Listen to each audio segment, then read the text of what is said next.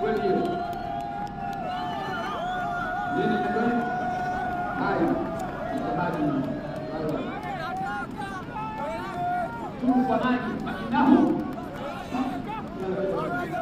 tu kwa maji kwa mabaja hadi ya baraka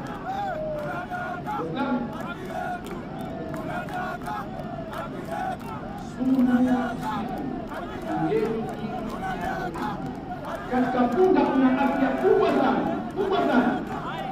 Moja wapo mnaipata watoto wa mstari.